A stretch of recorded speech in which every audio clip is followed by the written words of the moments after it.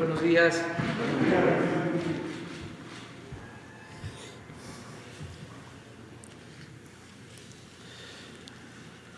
Vamos a contestar preguntas de ustedes el día de hoy. Nada más informar que terminando la conferencia iniciamos una gira.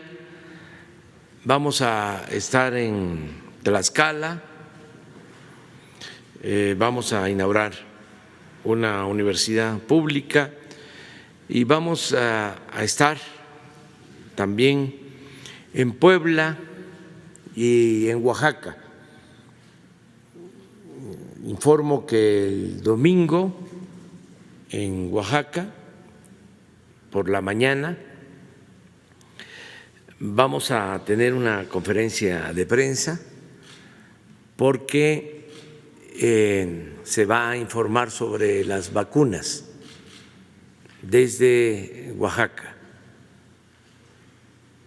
Vamos a tener la conferencia igual de 7 a 8, 7 a 9 de la mañana. Posteriormente vamos a Huilapan, Oaxaca, para la conmemoración del asesinato de Vicente Guerrero, recordar ese hecho histórico y comenzar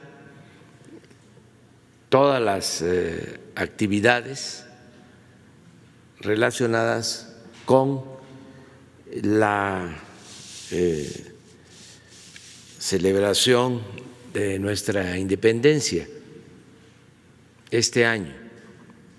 Entonces empezamos en Huilapan con ese acto, pero en la mañana vamos a estar informando sobre las vacunas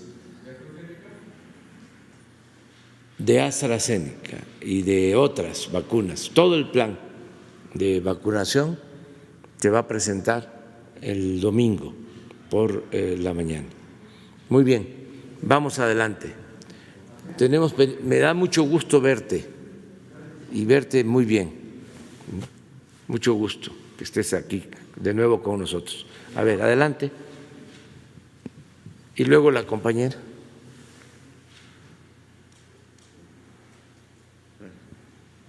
Buenos días, señor presidente. Urbano Barrera, del diario Ovaciones.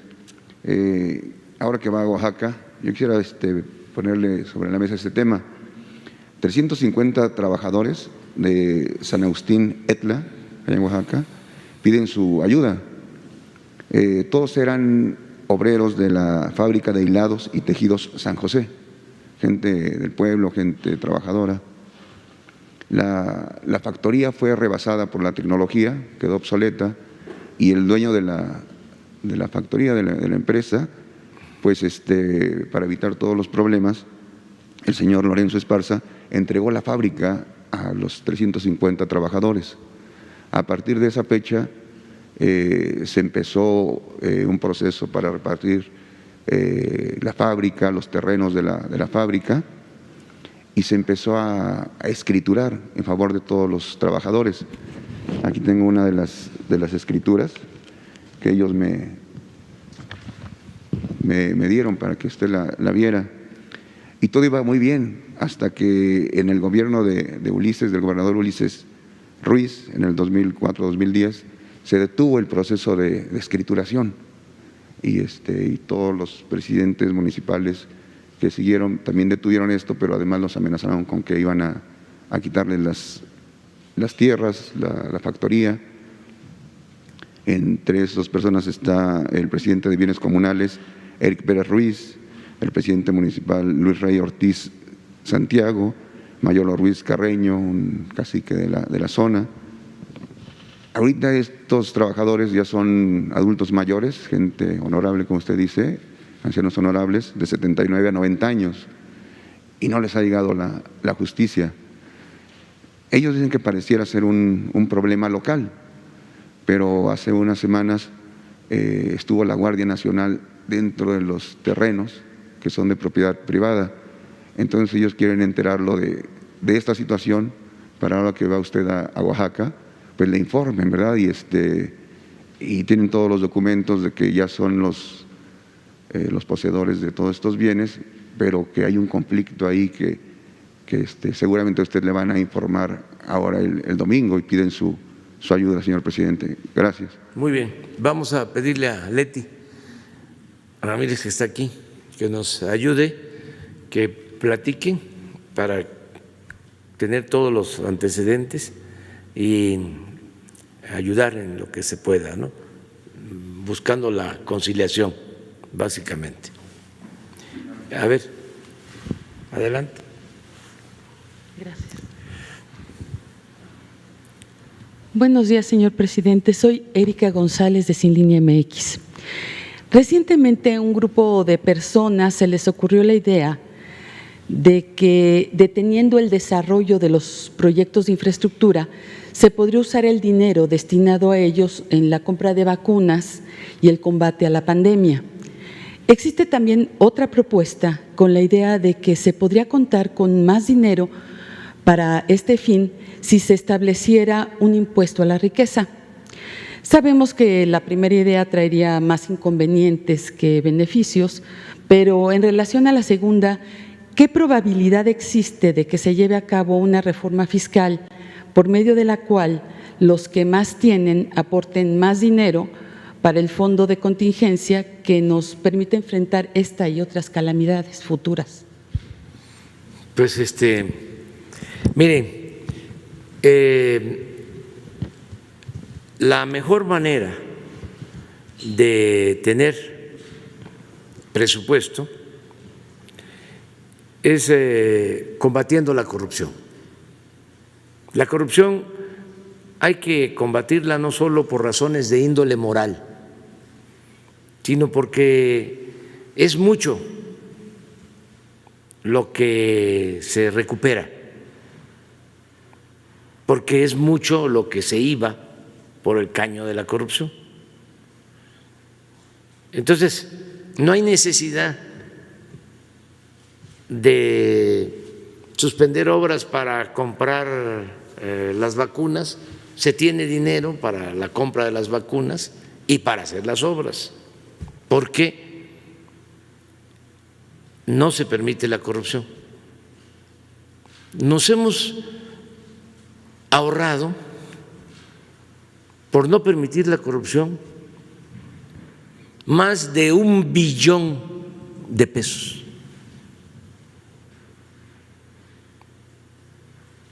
Eso es lo que yo calculo que nos hemos ahorrado en el tiempo que llevamos en el gobierno.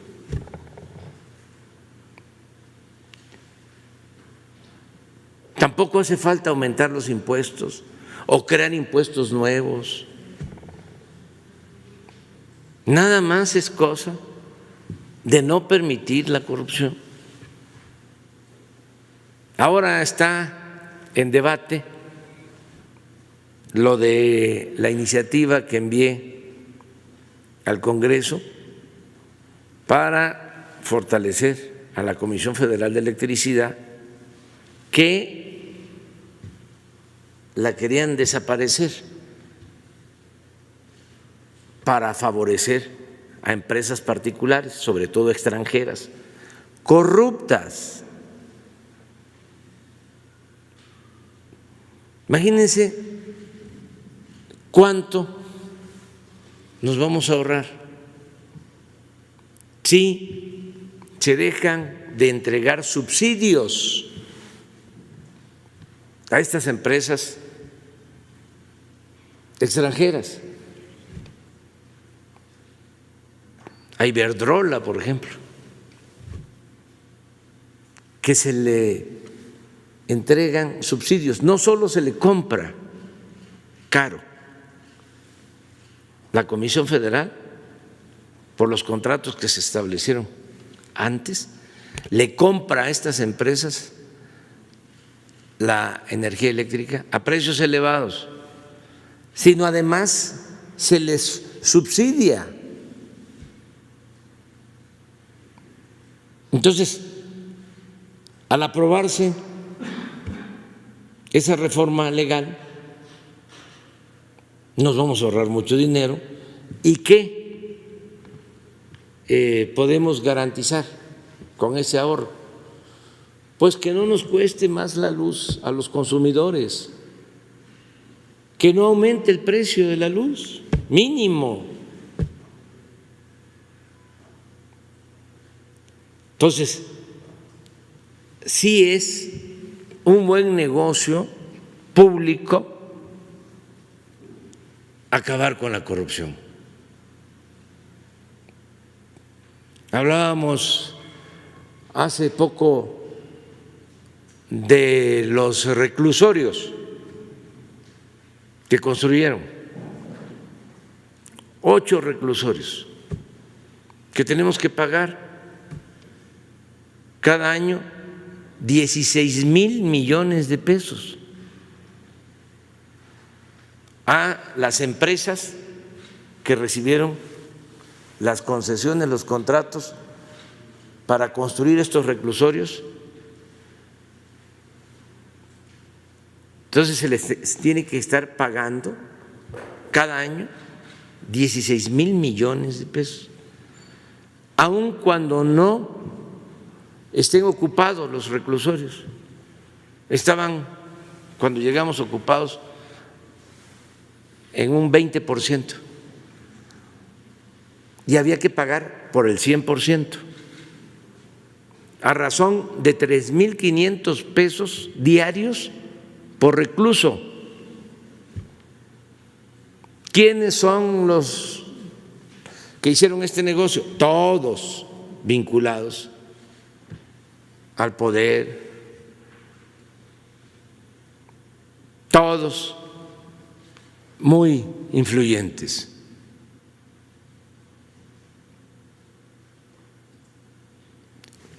Familiares de los políticos más encumbrados. Entonces estamos revisando de sus contratos. Ya les manifesté a la secretaria de Seguridad Pública y al consejero jurídico, mínimo tiene que haber un descuento del 20%. O sea, ahí necesitamos ahorrarnos 3,000 millones al año, mínimo. Imagínense 3,000 millones al año. Cuando hablamos de 16,000 millones, que eso es lo que se tiene que pagar, es la mitad de lo que cuesta comprar 140 millones de dosis para vacunar al pueblo de México. Entonces, el problema es la corrupción. La corrupción, Andrés Manuel, eso es lo que tengo muy claro. Cuando estuvo en campaña Clinton, acuñó esa frase, o se le atribuye, de que dijo la economía, y utilizo otra palabra que no voy a repetir, la economía. Yo tengo muy claro, la corrupción, Andrés Manuel, la corrupción es una fuente para el financiamiento del desarrollo de México, importantísima. Entonces, vamos a seguir adelante. Nos alcanza para las vacunas, no tenemos que cancelar obras es cuestión de continuar limpiando de corrupción el gobierno. Es que no se midieron, atracaron, pero como nunca en la historia, en el periodo neoliberal, nunca en la historia de México habían robado tanto los políticos y los llamados hombres de negocio como en los 36 años de imposición de la política económica llamada neoliberal. Neoliberalismo que es en México sinónimo de neoporfirismo, fue exactamente lo mismo. Es una calca. Por eso también son deshonestos en lo intelectual, hablando del nuevo paradigma,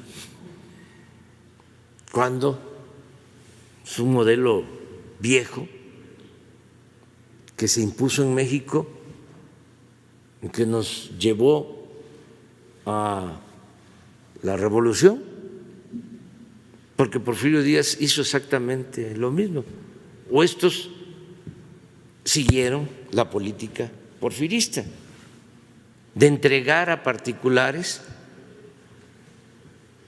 los bienes públicos. Porfirio Díaz entregó la tierra, entregó las aguas, entregó el petróleo, los ferrocarriles, las minas. ¿Qué hicieron estos? Exactamente lo mismo. Entonces, ya no podemos nosotros continuar con esa política en beneficio de una minoría, aun cuando no les guste. Inclusive hay que convencerlos, persuadirlos de que esa política no es buena para nadie, ni para ellos mismos. ¿Qué es lo que genera esa política? No solo pobreza y desigualdad, también profundos resentimientos sociales. Entonces, ¿cómo se vive en un país donde se aplica esa política de saqueo, de atraco, de lucro, de beneficio para una minoría, dándole la espalda al pueblo, a los dolores de la humanidad? ¿Cómo se vive? Pues con miedo, con temor, con guardaespaldas, con carros blindados. Y eso no es vida. No hay cosa más preciada que la libertad, que poder caminar por las calles libres. Entonces, si logramos una sociedad mejor, sin estas monstruosas diferencias, desigualdades, donde unos cuantos lo tienen todo y la mayoría carece hasta de lo más indispensable, si vamos hacia un país, si seguimos caminando para lograr que haya justicia, que todos tengamos oportunidades de salir adelante, si se regresa a lo que hubo en México en un tiempo, que se le conoce como movilidad social, que es un concepto de la sociología, que consiste en que el hijo del campesino, del obrero, del comerciante, puede, con el trabajo, con el estudio, ascender en la escala social. Si logramos eso, ya, como se dice coloquialmente, ya la hicimos. Pero eso fue lo que se interrumpió. Llegó el momento en que ya no se podía progresar en el país. Para poder salir adelante había que abandonar México, por eso la migración, o lo más lamentable, ¿no?, tomar el camino de las conductas antisociales, porque se cerraron las puertas, se impidió esa movilidad social. Entonces, nuestra aspiración es, vamos a acabar con la corrupción, porque eso nos va a permitir que haya movilidad social y que de manera honrada, sin caer en la ilegalidad, podamos salir adelante, todos. Y nada de que, como también quisieron los neoliberales establecerlo, el dicho según el cual el que nace pobre va a morir pobre. No, eso es inaceptable. O desde que el mundo es mundo, ¿sí?, hay ricos y hay pobres, y confórmate. Esa es tu suerte, así te tocó vivir. No. Ese es el concepto conservador. No, se puede salir adelante. Claro, para eso, pues, tiene que haber acceso a la educación para todos, y al bienestar, y al trabajo, y a un salario justo. Y todo eso es posible en nuestro país, porque afortunadamente México es un país con muchos recursos naturales, con muchas riquezas, a pesar de que nos han saqueado por siglos. Y vivimos en una circunstancia también muy favorable. ¿Cómo se va a consolidar económicamente América del Norte con relación al avance de otras regiones, de Asia, por ejemplo? ¿Cómo se consolida esta región? Pues con México, con nuestro país. México es la bujía para el desarrollo, para el crecimiento económico de América del Norte.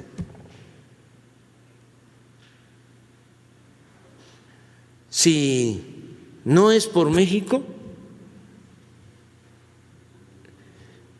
pues ¿qué va a seguir sucediendo? ¿Cómo se debe de visualizar el futuro de la economía mundial? Pues va a seguir creciendo la presencia económica de Asia, en particular de China, y va a seguir cayendo la participación económica en América del Norte, en particular en Estados Unidos. Entonces, ¿cómo se consolida económicamente la región? Con México. ¿Qué es lo que tiene México? que no tienen los otros dos países que son nuestros socios económicos y comerciales. Tiene una fuerza de trabajo joven, además inteligente, responsable, creativa. Eso es importante. ¿Cómo se produce la riqueza? Pues sí, se requiere el capital, se requiere el buen manejo empresarial, pero no se podría, aún con la automatización, con la robótica, producir riqueza sin el trabajo de los obreros, de las personas, mujeres y hombres. Entonces, agréguenle de que todavía se tiene una población joven en el país, a diferencia de otros países. Entonces, el trabajo es una posibilidad para el engrandecimiento de México, el trabajo de los mexicanos, como se está demostrando. Imagínense que los paisanos migrantes nos envían, no voy a dejar de decirlo, más de 40,000 millones de dólares. Es la principal fuente de ingresos que tiene el país. Y eso es fruto del trabajo de los mexicanos. Entonces, ¿qué es lo que tenemos que procurar? Que no haya corrupción. O sea, a tu pregunta, no hace falta cancelar obras que al contrario generan empleos,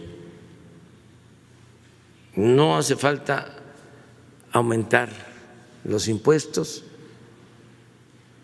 Fíjense que cuando nosotros estudiábamos en la universidad, en la Facultad de Ciencia Política, pues se hablaba mucho y en las clases se enseñaba de que se acumulaba el capital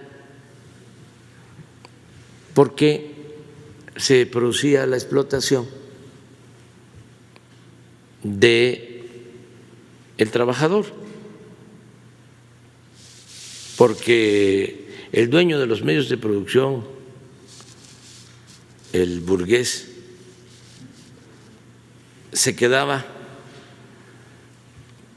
con la plusvalía, no pagaba bien los salarios, explotaba a los trabajadores y así se acumulaba la riqueza. Eso fue lo que se enseñó durante mucho tiempo. Y es una teoría válida, pero que no aplica del todo en el caso de México, porque en nuestro país la acumulación de capital no se dio necesariamente por la explotación de el burgués o del patrón al trabajador. La acumulación de capital en México se dio por la corrupción.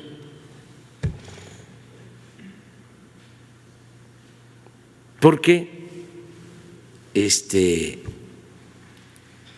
llegaba al poder y se hacían negocios jugosos al amparo del poder público.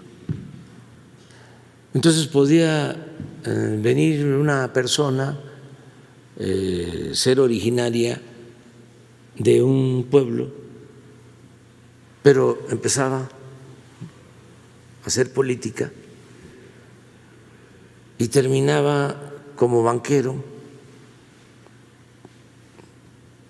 o como potentado. Pero esto tampoco es nuevo, se acrecentó en la última etapa, en el periodo neoliberal, pero ya lo registra el finado Carlos Fuentes en su extraordinaria novela La región más transparente. Habla de cómo un revolucionario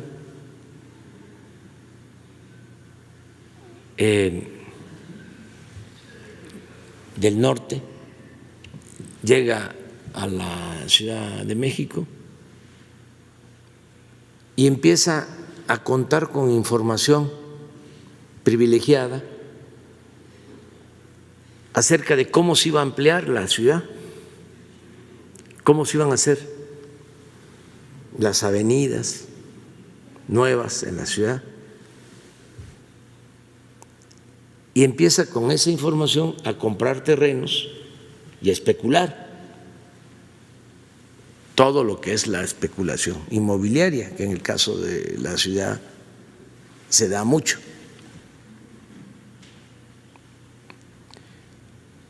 Y así este revolucionario se vuelve un gran empresario y luego banquero.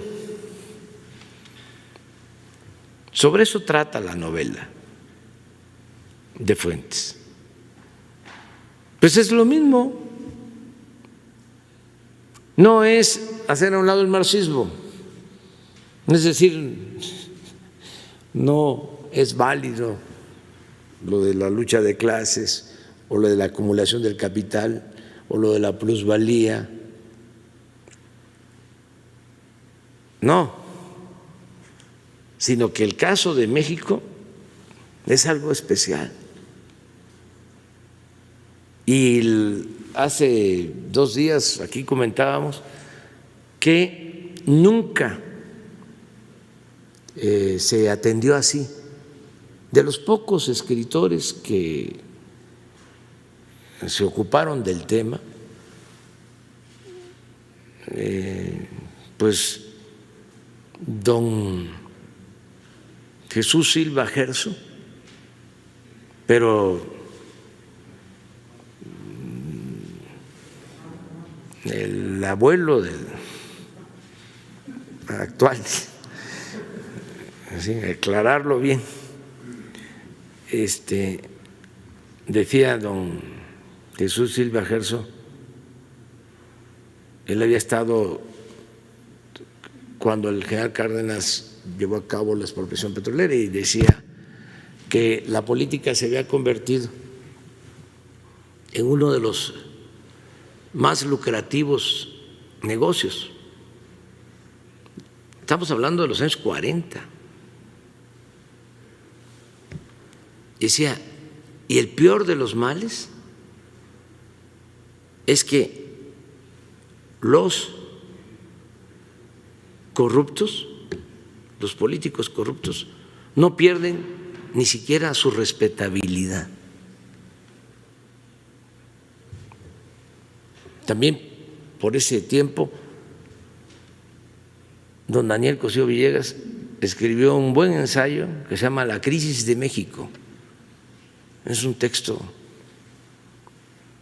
extraordinario, también por los años 40. Y decía ya don Daniel que lo que había tronchado, así, con esas palabras, la vida pública en la revolución era sin duda el predominio de la corrupción, pero muy pocos. Luego se olvidó el tema y hubo como un pacto de silencio, ni en el discurso, en los medios menos. Los medios fueron tomados precisamente para fomentar la corrupción y garantizar impunidad. No todos, desde luego, ¿no? No se puede generalizar. Pero pues es muy interesante el tema.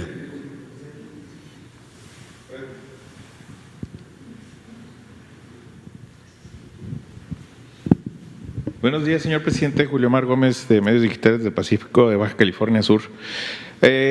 Con la puesta ya en marcha el presidente de Estados Unidos, Joe Biden, de algunos decretos que firmó, echó para atrás, mejor dicho, del expresidente Trump Biden, tenemos lo del muro, cómo lo califica y si el gobierno de México tiene más noticias como estas sobre el tema, es decir, noticias buenas sobre los decretos que está firmando ejecutivamente a favor de México. Esa sería pues la primera pregunta. Estamos muy de acuerdo en que se cancele la construcción del muro.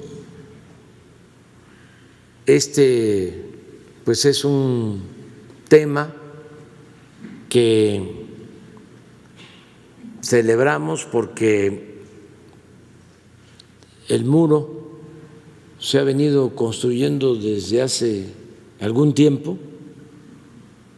Para ser muy objetivos, han construido sus tramos de muro tanto los presidentes demócratas como los presidentes republicanos.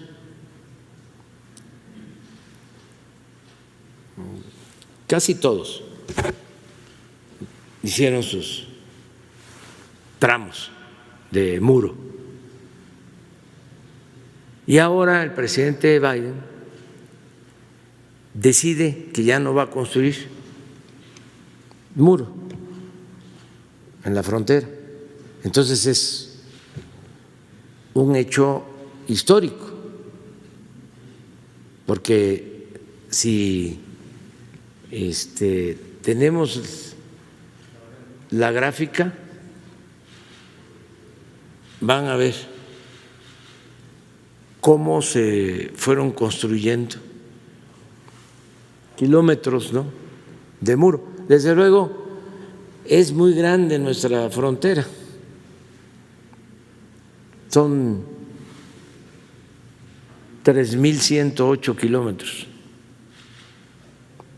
3.180 kilómetros.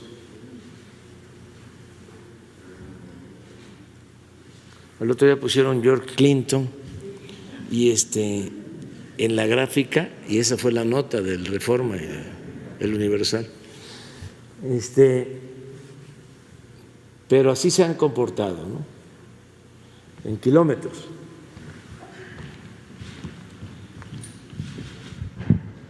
Clinton construyó 62 kilómetros, Bush 485, aquí se van acumulando, ¿no? 62 más 485,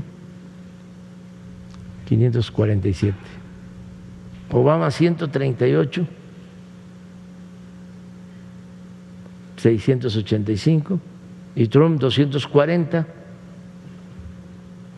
Total, 925. Millas. 1.488 kilómetros de 3.180. Pero ya el presidente Biden ha dicho que se cancela la construcción. Entonces, sí es una muy buena decisión.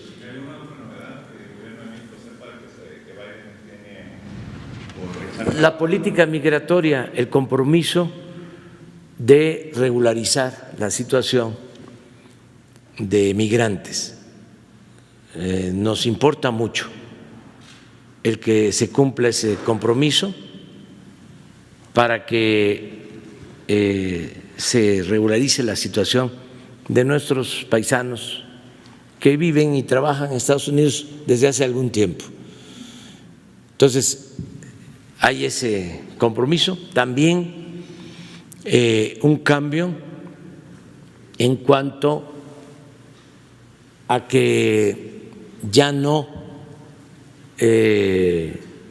van a mantener a migrantes esperando su autorización de asilo en nuestro país, sino que van a tenerlos en territorio estadounidense, esperando a que les resuelvan.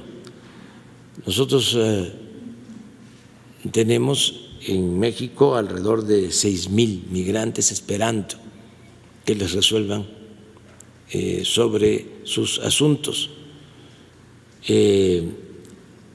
Sí sería conveniente que se cumpla con este acuerdo y que esperaran en territorio estadounidense. También, como lo dije ayer, que no se piense que están abiertas las puertas de la frontera norte, porque no están autorizando todavía ingresos. Esto es un mensaje sobre todo a nuestros hermanos centroamericanos, porque la política es de apoyar a los migrantes, pero en los hechos todavía no hay nada concreto. Y siendo honestos, pues va a llevar tiempo la aplicación de la nueva política migratoria. Y no hay que dejarse engañar por los traficantes de personas que estén diciendo vámonos porque ahora que cambió el gobierno en Estados Unidos ya hay paso libre. No, puedo probar, es un asunto penoso, de que siguen deportando migrantes, igual como en la pasada administración. Entonces, poco a poco, despacio, y yo espero que se resuelvan dos cosas. Primero, que se apoye a los pueblos de los países centroamericanos para que nadie se vea obligado a emigrar, que la migración sea optativa, opcional, no forzada, que el que quiera salir, echarse a andar, ir a buscarse la vida a otras partes, lo haga por gusto, no por necesidad. Entonces, eso, los programas de apoyo a Centroamérica, fundamentalmente, porque nosotros estamos haciendo ya lo que nos corresponde, lo propio. También si lo que mandaban, que era muy poco, históricamente, con el llamado Plan Mérida, lo quieren enviar a México en programas para el desarrollo, bienvenido. Pero si van a querer que continúe el Plan Mérida y nos van a querer seguir enviando helicópteros artillados y instrumentos bélicos, no queremos eso. Entonces, cooperación para el desarrollo. Y lo otro es que se vaya resolviendo en Estados Unidos un canal de recepción de migrantes legal, con visas, porque hay una realidad, ya hice mención a eso, se requiere la fuerza de trabajo de México y de Centroamérica. Entonces, en vez de la ilegalidad por la migración como se ha venido presentando, puede buscarse un mecanismo de entrega de visas para trabajadores normar todo lo que puedan ser los flujos migratorios. Entonces, falta, no nos desesperemos, hay que dar tiempo, está llegando el nuevo gobierno, entonces vamos a esperar, pero sí, nosotros vemos bien lo de que no se construya ya más muro. Muchas gracias, señor presidente. En Baja California Sur se renovarán a través del voto 80 cargos públicos en donde morenistas aún no se ponen de acuerdo y se suman personalidades que lejos de sumar fracturan más al partido. A esto usted siente la necesidad como líder moral de Morena intervenir para la continuidad de la 4T y no solamente me refiero en Baja California Sur, sino en los otros estados que están en contienda también electoral. ¿Habrá algo? Gracias. No voy a intervenir porque no me corresponde. Voy incluso a enviar una carta a los gobernadores y a presidentes municipales para que se garantice el voto libre y limpio, elecciones limpias y libres, que no haya injerencia del gobierno en las elecciones, que no se utilice el presupuesto para favorecer a ningún candidato, a ningún partido, que no haya fraudes electorales, que dejemos atrás todas esas prácticas de defraudación electoral, la compra del voto, la entrega de despensas, las amenazas, el relleno de las urnas, el carrusel,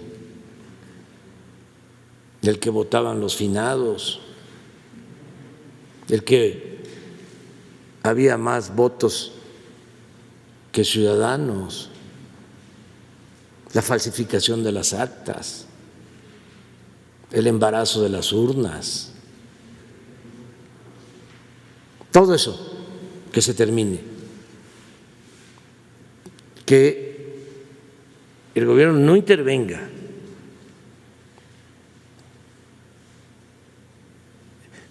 Todo eso que sucedía hasta hace muy poco es la herencia del porfiriato.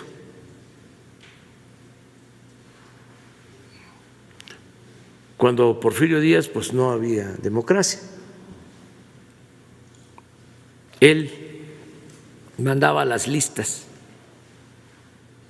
de los que quería que salieran de diputados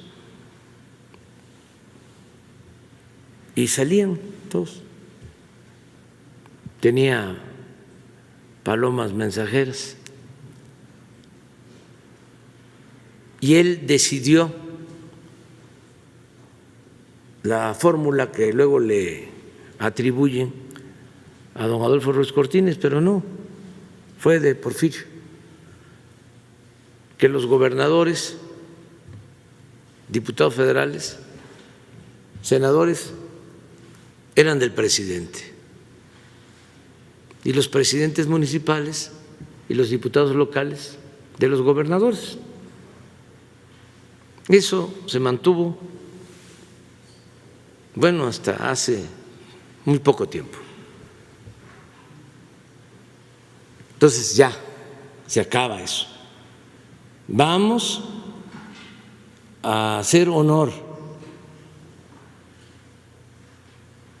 al apóstol de la democracia, Francisco I. Madero, porque esa es una asignatura pendiente.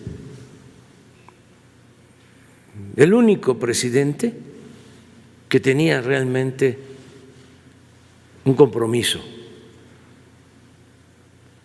sincero en favor de la libertad y de la democracia. El único.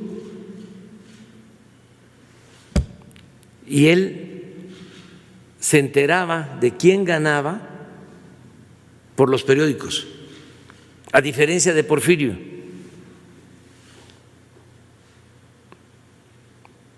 que él mandaba las listas. El presidente Madero no intervenía y se enteraba de quién había ganado después de las elecciones y enviaba cartas. Por eso lo voy a hacer a los gobernadores, recomendándoles que respetaran la voluntad del pueblo.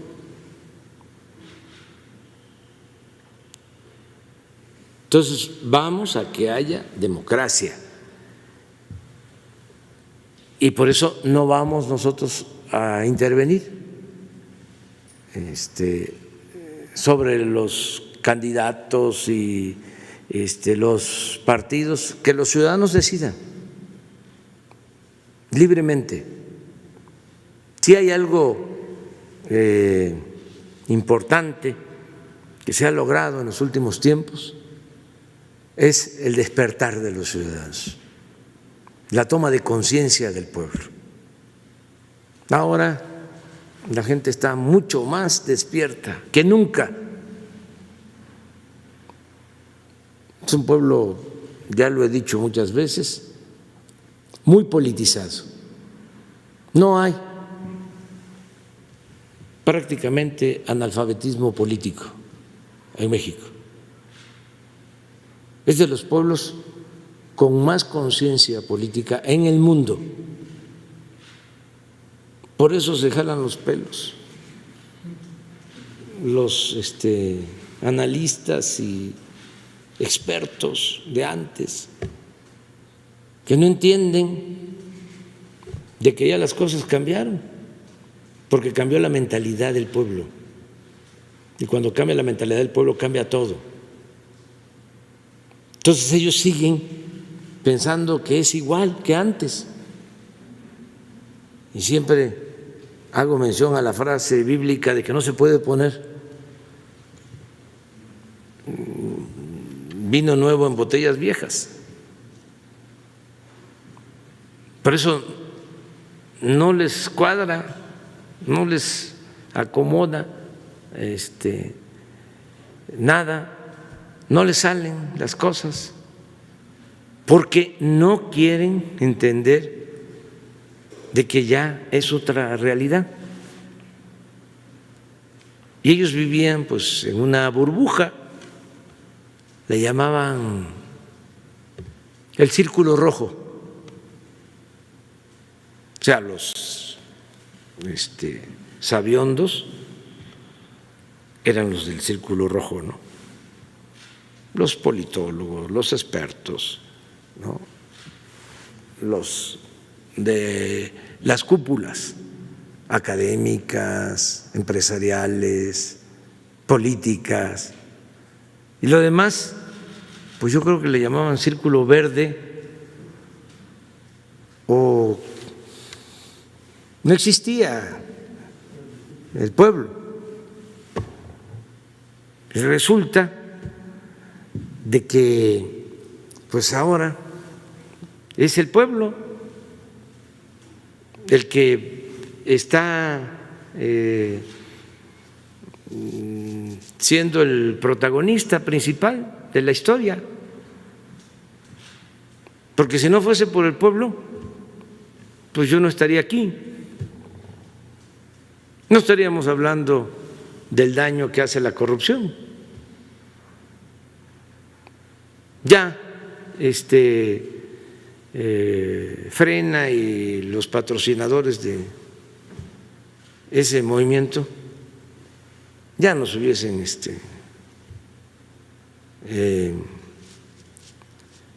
quitado de la presidencia, ya nos tuviesen acorralados los medios de comunicación convencionales, pero no, tenemos nuestro ángel de la guarda, que es el pueblo de México.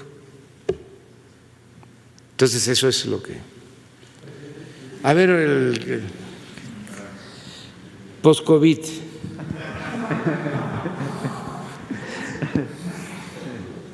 El presidente de todos los mexicanos, su servidor Carlos Pozos, reportero de la Molécula Oficial y columnista de la revista Petróleo y Energía. Buenos días a quienes nos ven y nos escuchan, buenos días a los compañeros. Qué gusto verle y saber que está bien. Usted, como yo y miles de personas, hemos ganado la batalla al COVID-19, pero por desgracia muchos han perdido a sus seres queridos, como es mi caso, que perdí a mi padre el pasado 21 de enero y perdió esta batalla. Pero es bueno saber que tenemos un presidente fuerte y de espíritu por el bien de nuestra nación.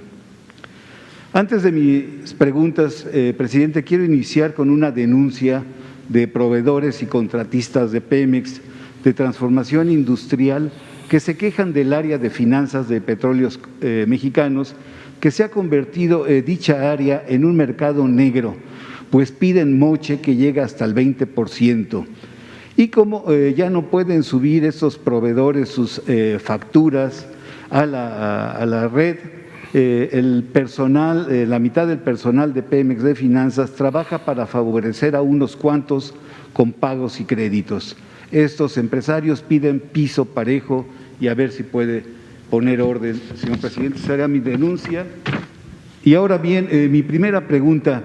El INE, señor presidente, el pasado 15 de enero aprobó 2 coaliciones parciales denominadas Va por México y Juntos Haremos Historia.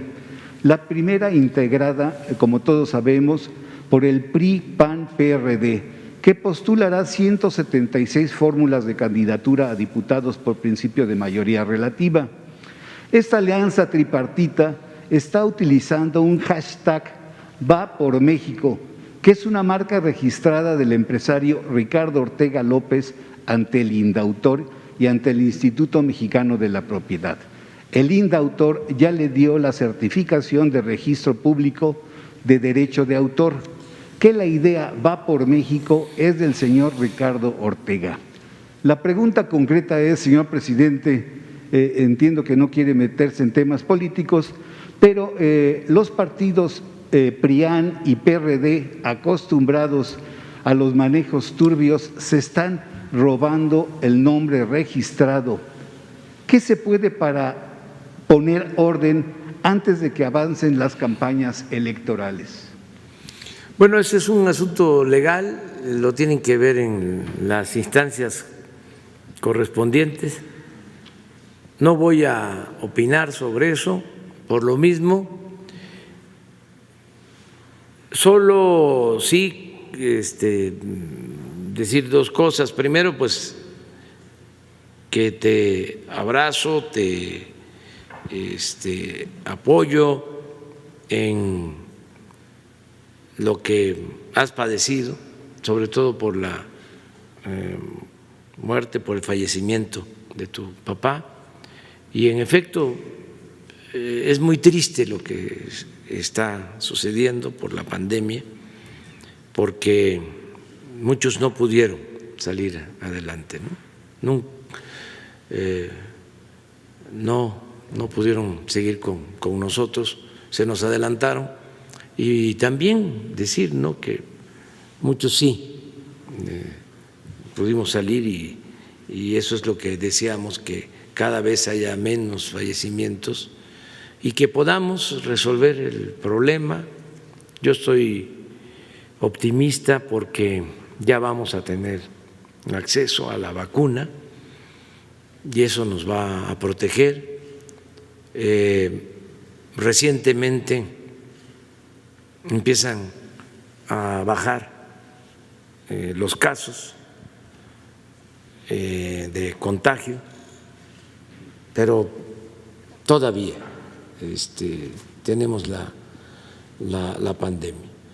Entonces, repito, abrazarte, ¿cómo lo hago a todos los que han padecido, han sufrido por la pérdida de sus seres queridos?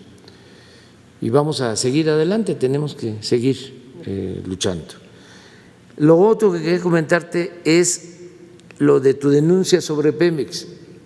Quiero que el director de Pemex tome nota y que se atienda, porque una de las cosas que no podemos permitir es la corrupción en el gobierno y no permitir para nada la corrupción en Pemex, en la Comisión Federal de Electricidad, porque no solo es una ilegalidad, no solo es un abuso, un latrocinio, es también un acto de traición a la patria, porque si se continúa con la corrupción en Pemex, se ayuda a los que quieren desaparecer Pemex, a los que quieren privatizar el petróleo, a los que quieren quitarle al pueblo de México sus bienes. Entonces es un acto de traición. Entonces, cualquier denuncia de corrupción en Pemex, en la Comisión Federal de Electricidad, en el gobierno, tiene que ser investigada y que se ventile, que se sepa, porque estamos viviendo un proceso de transición.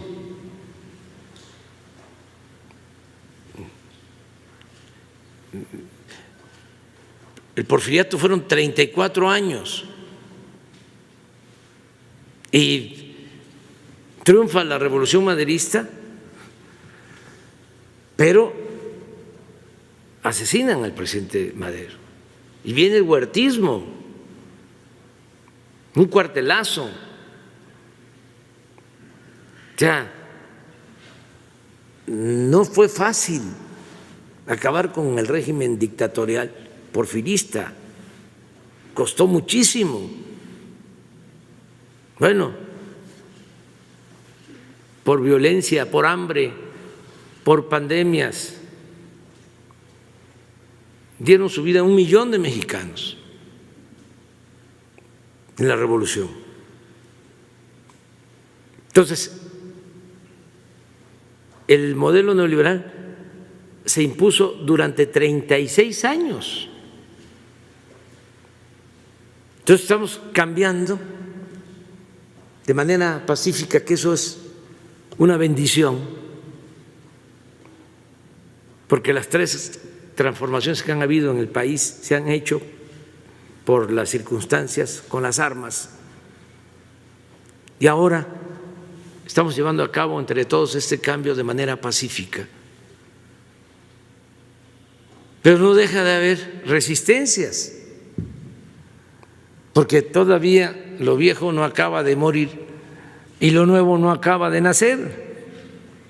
Entonces, en el gobierno hay todavía funcionarios que se quedaron o que entraron con la idea de que era lo mismo,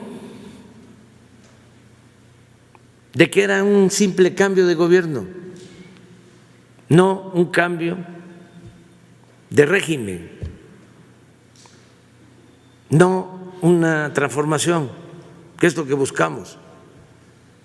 Entonces, hay que estarles recordando a ellos, incluso a sus jefes, de que esto ya cambió, que es distinto, que no se tolera la corrupción. Cero corrupción, cero impunidad. Entonces, por lo que estás señalando sobre Pemex. Sí, presidente. Mi segunda pregunta. De acuerdo a la última información del censo del INEGI, el desplome del turismo fue más profundo que en el año del 2020, en comparación con los 11.286 millones de dólares que se esperaba captar el sector. Ante el confinamiento en todo el mundo por el COVID-19, señor presidente, este año se espera una feroz guerra mundial por privilegiar los destinos turísticos y por ello se deberán de proteger los corredores turísticos. Recuerdo que en su cierre de campaña en Cancún, el 26 de junio del 2018, usted anunció la creación de una policía turística federal. Urge cambiar la percepción de inseguridad que tiene México en otros países por una percepción positiva, con una estrategia de seguridad turística, de proximidad y empatía con visitantes locales, nacionales y extranjeros. La pregunta, señor presidente, ¿qué planes se tiene para reactivar el sector turístico nacional, clave para nuestra economía mexicana, que casi se encuentra en la quiebra? Y si se puede usar ese plan de policía turística federal para darle protección, seguridad y cuidado sanitario a los turistas. ¿Será posible estos dos factores que se puedan hacer en estos momentos de pandemia? Sí, mire, tenemos muy claro que hay 6 prioridades importantes, básicas. Una es la de moralizar al país, acabar con la corrupción y fortalecer valores culturales, morales, espirituales. La segunda tiene que ver con la justicia, que no haya tanta desigualdad económica y social. Y 4, de carácter económico, 4 lineamientos. 1, fortalecer el campo, fortalecer el sector agropecuario. Hablando de la pandemia, se logró, y esto tiene que ver más que por el gobierno, por los productores del campo, pero fue el único sector que creció el año pasado. Ya lo hemos dicho, se cayó el sector secundario, la industria, se cayó el sector terciario, el comercio, el turismo, pero el sector primario, el sector agropecuario creció el año pasado. Entonces necesitamos apoyar al campo, producir en México lo que consumimos, seguir con los programas como Sembrando Vida, con los precios de garantía para los básicos, seguir apoyando a los productores. Ese es uno. línea de acción. Dos, el sector energético, fortalecer la industria eléctrica y la industria petrolera para ser autosuficientes, no tener que comprar las gasolinas, los combustibles en el extranjero. Ese es un objetivo, que se produzca en México toda la gasolina. Por eso estamos modernizando las 6 refinerías que tenemos, se está invirtiendo, por eso se está construyendo la nueva refinería y otras acciones que vamos a ir anunciando. Pero al final del gobierno debemos de estar produciendo alrededor de 700,000 barriles diarios de gasolinas para no importar gasolinas. Ahora estamos importando el 60% de lo que consumimos. Lo mismo en el caso de la industria eléctrica, que no tengamos apagones, que tengamos suficiente energía eléctrica y a precio bajo. Es fortalecer al sector energético. Por eso la iniciativa que envié para fortalecer a la Comisión Federal de Electricidad con los trabajadores electricistas, con los trabajadores petroleros, vamos a rescatar a estas 2 empresas públicas. Eso es lo segundo en lo económico. Lo tercero es aprovechar las ventajas comparativas que tenemos por el tratado comercial. Lo que hablábamos, México es un país con muchas oportunidades para la inversión, para la creación de empleos, por nuestra frontera con Estados Unidos y nuestra cercanía con Canadá. Entonces, eso es lo tercero. Eso me tiene optimista porque es una necesidad para todos, o sea, estar en México. Si se quieren hacer negocios lícitos, si se quiere impulsar actividades productivas, si se quieren instalar nuevas plantas, si se quiere invertir, México. Entonces, es cosa de seguir convenciendo a nuestros vecinos de la importancia de que no haya obstáculos para el comercio de los 3 países. Y por último, que es muy importante, el turismo.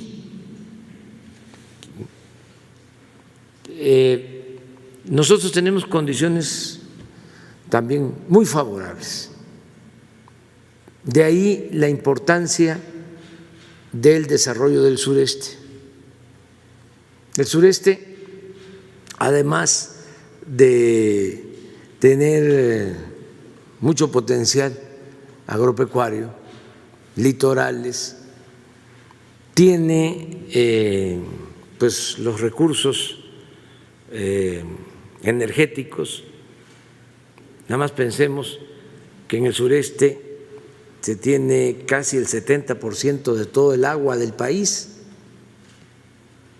y se tiene el petróleo, y se tiene el gas, y se tiene la generación de la energía eléctrica, y potencialmente el crecer solo modernizando las hidroeléctricas con mejores turbinas para generar más energía. Pero por si fuese poco, allá hay un un potencial cultural, artístico. Es el origen de la cultura madre, es donde floreció la cultura olmeca, la cultura madre, es donde se desarrolló y se manifestó en su esplendor la gran cultura maya. Entonces, el potencial arqueológico de toda esa región, por eso el Tren Maya, estamos hablando de 1.500 kilómetros de tren moderno, que va a comunicar a todas las antiguas ciudades mayas. Pero no solo eso, sino se trata de zonas ecológicas, selváticas, de primer orden en cuanto a flora, en cuanto a fauna. Es el mar turquesa, el Caribe, parte del Golfo. Si se tiene oportunidad de ir al extranjero y se le pregunta a algún extranjero sobre México, o nos preguntan de dónde somos, decimos que México, es muy probable que cualquier extranjero pronuncie o diga México, Los Cabos, Cancún, Acapulco, porque han estado. O sea, entonces el turismo es muy importante. Entonces vamos a impulsarlo, cuidando el medio ambiente, todo lo que es el sureste. Lo mismo en el caso de Nayarit.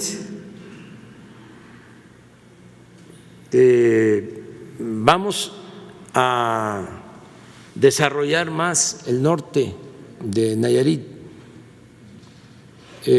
para el turismo, porque todo lo que es el sur de Nayarit pues ha tenido un buen desarrollo, lo que está junto a Vallarta, Bahía de Banderas, Punta Mita, pero hacia el norte se requiere todavía más desarrollo y hay un gran potencial turístico.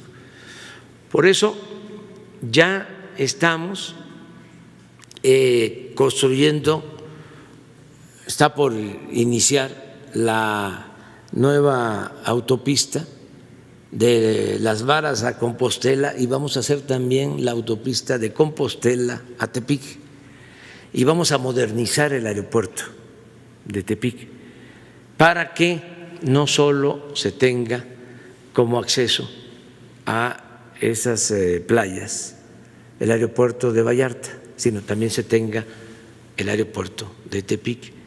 Entonces sí tenemos programas y esto va a ir acompañado siempre de la seguridad, que es tu pregunta.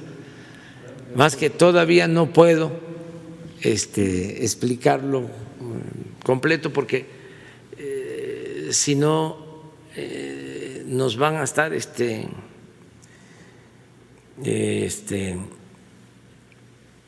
atacando mucho. ¿Sí? Cuando yo planteé lo que se tiene ya concebido para garantizar la seguridad en las zonas turísticas, porque en efecto, si hay seguridad con todo ese potencial, sí, vamos a tener muchos ingresos muchos empleos, mucho bienestar. Muy bien. Si me permite una última pregunta, la tercera pregunta, señor presidente. El día 15 de enero usted anunció que eliminaría las concesiones de cárceles a privados y que la Consejería Jurídica de la Presidencia actuaría para dar por terminados los contratos en buenos términos. Entre los beneficiados está el dueño del periódico El Financiero, Manuel Arroyo Rodríguez, quien tiene una deuda con Nacional Financiera de 2.120 millones de pesos a pagar en 12 años. La pregunta, señor presidente, pues han pasado 36 días y quisiera saber cuál es el avance en la terminación de estos contratos asignados y si estima usted que esta empresa, El Financiero, que fue beneficiada, mantiene una campaña en contra de su administración utilizando a sus columnistas, a sus articulistas y a sus caricaturistas, porque ahora sí tienen que pagar impuestos, sus deudas, y dejar de ser de constructores de cárceles. Pues van a buscar un arreglo, creo yo.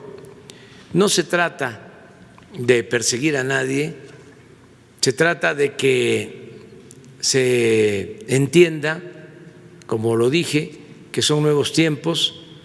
Esos contratos no los podemos mantener, son contratos leoninos, le han sacado ya muchísimo provecho.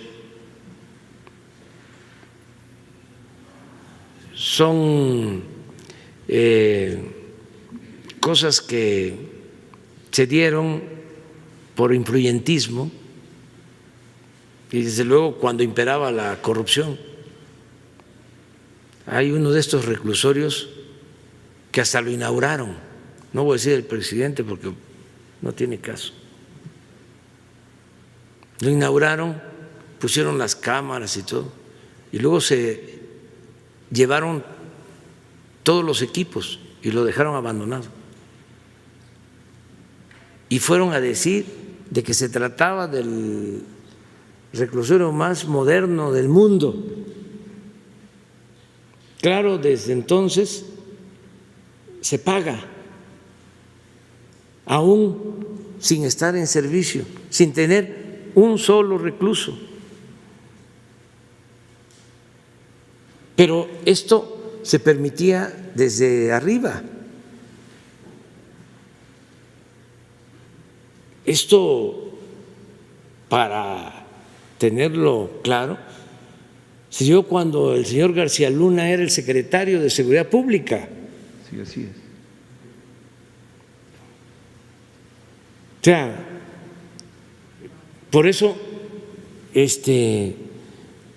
pues la inconformidad de muchos, porque hay dueños de periódicos. Les hablaba yo de los cuñados del expresidente Salinas y ofrezco disculpa, pero abusaron.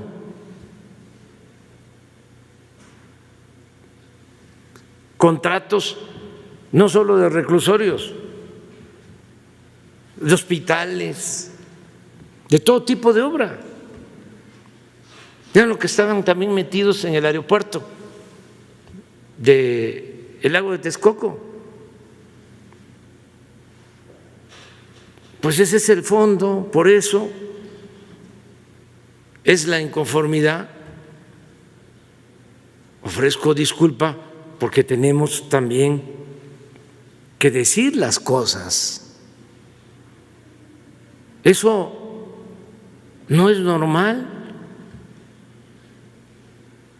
En un régimen corrupto, eso pasa a ser algo normal.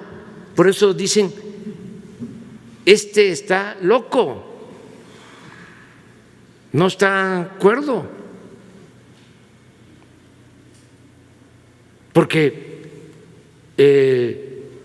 querían que predominara la idea de que el que no transaba no avanzaba. Inclusive un presidente llegó a decir que la corrupción era parte de la cultura del pueblo de México. Imagínense esa barbaridad. Entonces, ¿cómo le llaman a esta corrupción? Al influyentismo. ¿Cómo lo concebían? Porque no internalizaban de que estaban actuando mal. No, eran negocios, business. Era de lo más normal. Y estamos hablando, claro, de los grandes negocios, arriba. Pero esto llegaba abajo, porque había también una concepción aspiracionista en sectores de clase media que querían hacer lo mismo. Veían el ejemplo. A ver, vamos a hacer negocio, porque tengo un amigo que su papá es el administrador de la aduana de Tijuana, o es el administrador del COFEPRIS. Entonces, le podemos vender equipos de cómputo o cualquier cosa, o podemos sacar un permiso en COFEPRIS para importar sustancias químicas que tienen mucho valor en el mercado, y hay hasta sustancias químicas de esas que se utilizan para hacer drogas químicas, de las más dañinas. Bueno, todo eso tiene que desaparecer, y poco a poco lo van a ir entendiendo. No hay manera de que eso prospere. Ya se terminó, se acabó la robadera, el bandidaje oficial. Ahora, quieren hacer negocios lícitos, está permitido. Quieren invertir, quieren crear empleos, quieren contribuir al desarrollo del país. Adelante, sin obstáculos. Vamos a buscar siempre simplificar trámites, que no tengan que pagar tantos impuestos, que no tengan que pagar moches, sobornos. Y es una actividad lícita, pero además muy importante por su contribución al desarrollo, la actividad empresarial. Pero estos, en sentido estricto, ni siquiera eran empresarios, eran traficantes de influencia. Revisen si eran empresarios. No, el empresario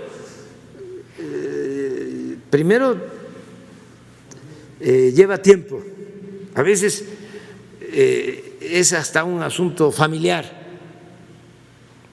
de padres a hijos. Luego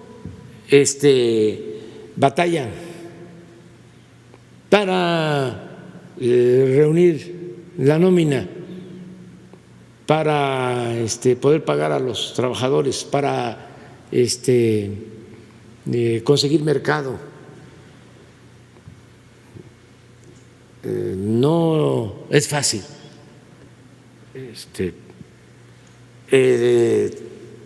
Tienen que pagar impuestos porque los de arriba no pagaban.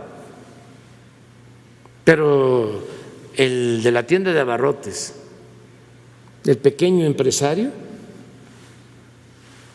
mediano empresario, tenía que pagar. Y arriba se decidía que se necesitaba una reforma fiscal porque había que recaudar más. ¿Y a quién se le cargaba la mano? Al pequeño, al mediano empresario, pequeño, mediano comerciante. El de arriba no. Yo ya no quiero más hablar del tema porque es muy fuerte, pero si yo presento la lista de las empresas que no pagaban impuestos y cuánto se les condonaba, es indignante. ¿Cómo obligar al pueblo a pagar impuestos, a contribuir, y los de arriba no pagaban? Pues por eso financiaban campañas, por eso las guerras sucias en contra de nosotros, porque de repente llegamos y fíjate que debes 10,000 millones de pesos y aquí no hay más que pagar.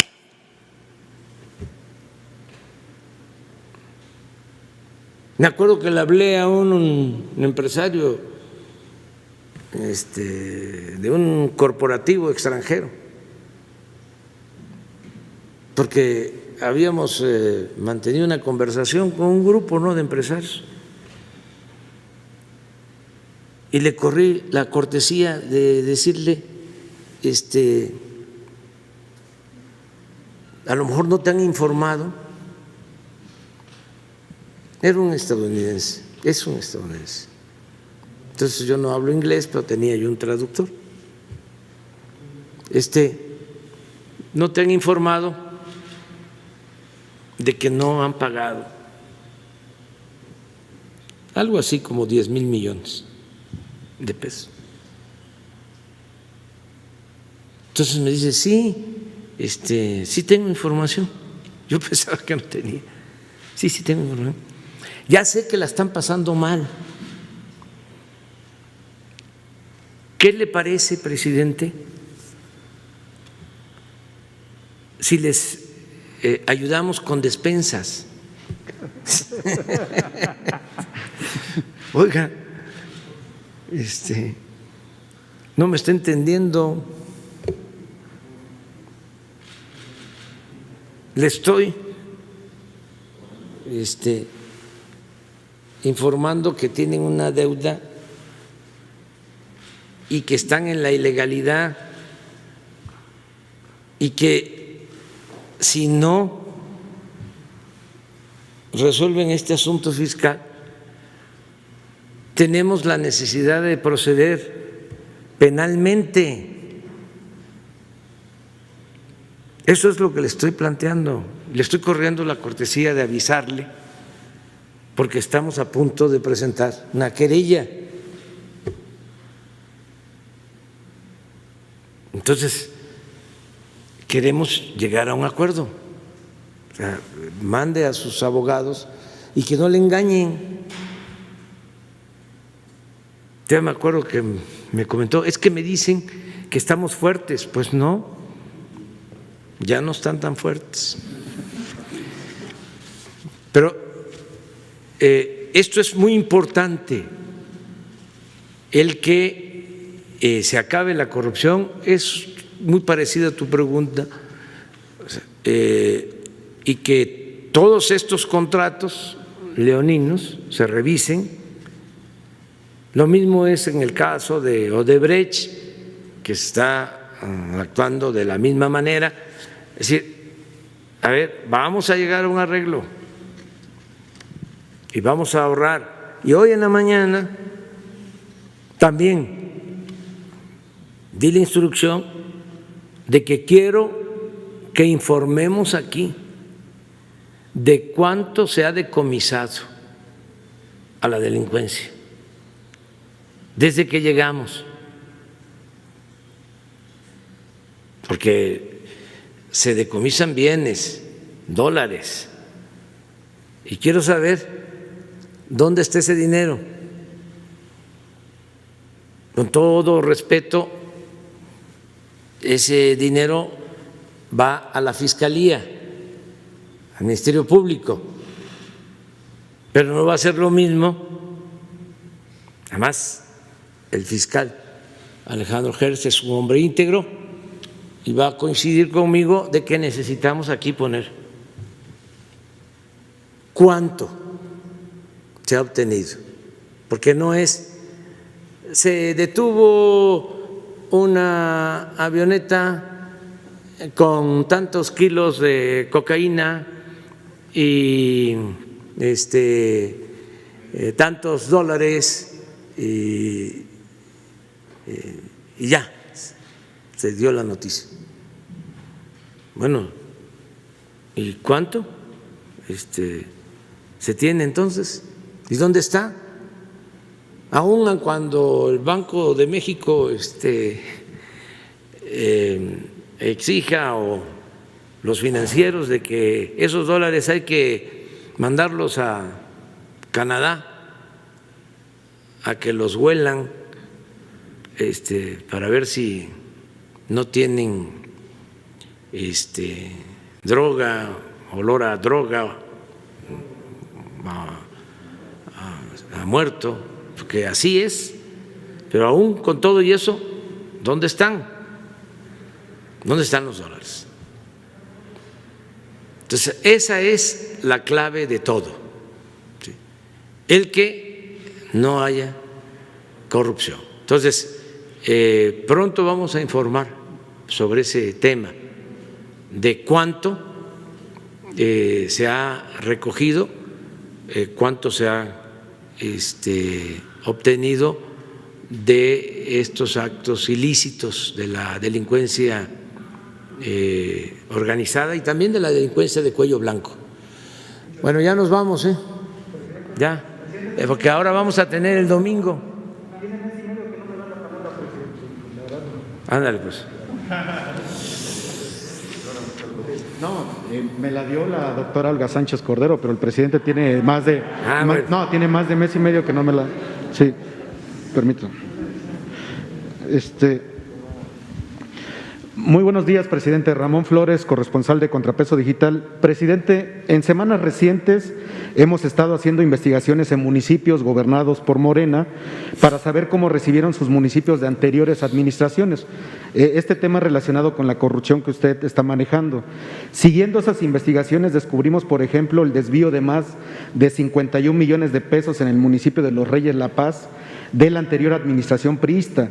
Usted nos ha pedido pruebas y aquí traigo el expediente completo para entregárselo al doctor Santiago Nieto para que se lleve a cabo una investigación más a fondo para conocer el paradero de estos y más recursos. Presidente, mi pregunta en concreto es: ¿cómo se le puede apoyar a los municipios, por ejemplo, Los Reyes La Paz, que han sufrido estos millonarios desfalcos a manos de administraciones priistas pasadas y que tanto el gobernador del Mazo como el fiscal del Estado han ocultado y protegido al expresidente municipal? Mire, independientemente de este caso, la recomendación, porque vienen los cambios, van a haber elecciones de gobiernos municipales, gobiernos estatales. La recomendación es de que si hay ilícitos o presuntos ilícitos, actos de corrupción, que los que llegan no solapen esos actos de corrupción, que denuncien ante la autoridad correspondiente es una recomendación, porque si no se vuelven cómplices, encubridores. Ese es el término, ese es el concepto, es encubrimiento. Entonces, si el Ministerio Público, la Fiscalía, no hace nada, y ese es otro asunto. No van a faltar las denuncias, pero ya no es una responsabilidad del que llega. Que es muy lamentable de que, ¿qué sucedía? Llegaban a los gobiernos municipales, incluso a gobiernos estatales, y recibían esos gobiernos quebrados, endeudados por completo. Y como eran del mismo partido, o había acuerdos para que se les facilitara ganar, parte del acuerdo era: no te voy a tocar, no te voy a investigar. Pues después no tenían ni para pagar la nómina. Entonces, ¿cuál es la recomendación? Que el que encuentre irregularidades, presuntos actos de corrupción, los denuncie. Incluso se protege. Si a mí me presenta Santiago Nieto una carpeta de corrupción y le digo: no, tenla ahí, métela en el escritorio, en la gaveta. Primero, ya Santiago Nieto no me va a respetar, ya no tengo autoridad, porque va a decir: ah, entonces se protege, ¿no? A algunos, no es parejo, es discurso nada más el que no hay impunidad. Entonces ya el servidor público tiene, ¿sí?, pues licencia para hacer él lo que quiera, porque el de arriba está actuando de manera inmoral. Eso es lo primero. Pero también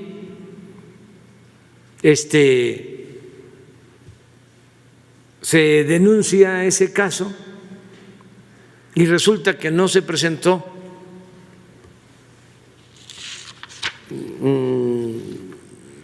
ningún escrito, no se instruyó de que se actuara, pues hay complicidad. A mí me fue a ver el director de Pemex, Octavio Romero, para decirme de que mi prima estaba participando en un concurso que había ganado y que venía trabajando de tiempo atrás en Pemex como empresario. Y le dije: no, aunque venga de tiempo atrás, no. Y resultó de que le buscaron la forma, o no tuvo el cuidado suficiente, y al final salió con un contrato. Bueno, se enmendó, se resolvió el problema, se le quitó el contrato, hubo un escándalo, pero yo me quedé con mi conciencia tranquila, que es el principal tribunal, la conciencia de cada quien. Porque cuando sale el asunto, lo primero que hace Octavio es irme a ofrecer disculpa. Entonces, a tu pregunta, lo de los Reyes La Paz, que se proceda en la instancia correspondiente y en general que no se tolere la corrupción y que tengan cuidado, que no hagan negociaciones. No va a funcionar eso de que, a ver, soy candidato, ayúdame, y si gano, tú no te preocupes. Ya no funciona eso, porque no va a depender del presidente municipal saliente o del gobernador saliente, depende de los ciudadanos.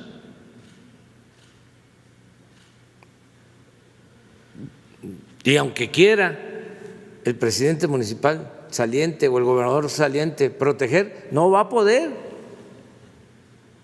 Ya no se permite la corrupción.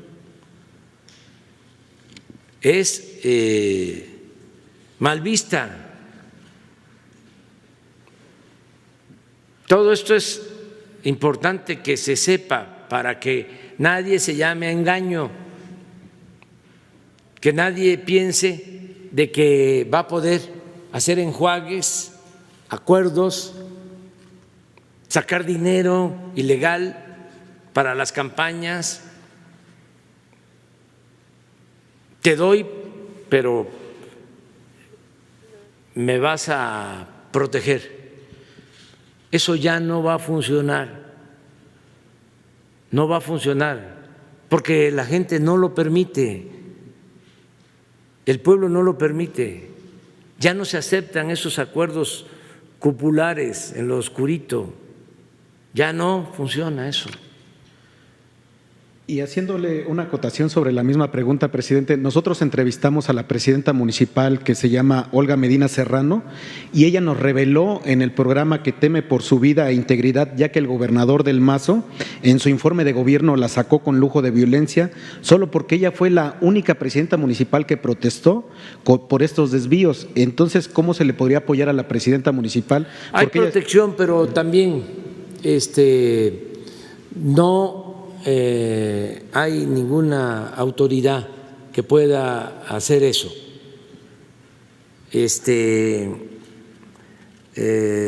Yo no creo que el gobernador del Mazo haga una… Están las fotos en los periódicos, presidente, cuando la sacaron a la presidenta municipal. Pero no es por él, no creo que sea una situación de él. Lo que pasa es que hay costumbres, o sea, ya hablamos pues sí, de estas inercias, de cuánto tiempo con este sistema autoritario, corrupto, de prepotencias, donde el ciudadano no era tomado en cuenta y además no se respetaba la oposición. Mucho tiempo. Entonces no deja de haber lambiscones, así es, achichincles, barberos, alcahuetes. ¿Sí? Por último, presidente, ya nada más. Y no es necesariamente la autoridad superior, sino es gente ganagracia, pues. Por último, los mismos habitantes de los Reyes La Paz se acercaron a nuestro programa porque están incrementándose los delitos en la carretera México-Texcoco y ellos descubrieron que hay un terreno que le pertenece al INDEP que está para el instituto para devolverle al pueblo lo robado y se encuentran un total abandono. Presidente, mi pregunta en concreto es, ¿ese terreno lo podría donar el gobierno federal para que ahí se pueda poner un destacamento de la Guardia Nacional? Porque los mismos habitantes dicen, aquí me dieron todos los documentos, ya los investigamos, ese terreno sí lo tienen ahí, pero ellos dicen, nada más que done el terreno y nosotros construimos para que se ponga la Guardia Nacional ahí. Sí, lo vemos. Ok, ahorita le entrego la documentación con Jesús. Ernesto Prieto, ok. del Instituto para Devolver al Pueblo Robado, y el general Bucio, de la Guardia Nacional. Ahorita le voy a entregar toda la documentación. Sí. Gracias. Ya, ahora sí. Nos vemos el domingo. Sí, mañana. El domingo, no, el lunes tú empiezas, sí.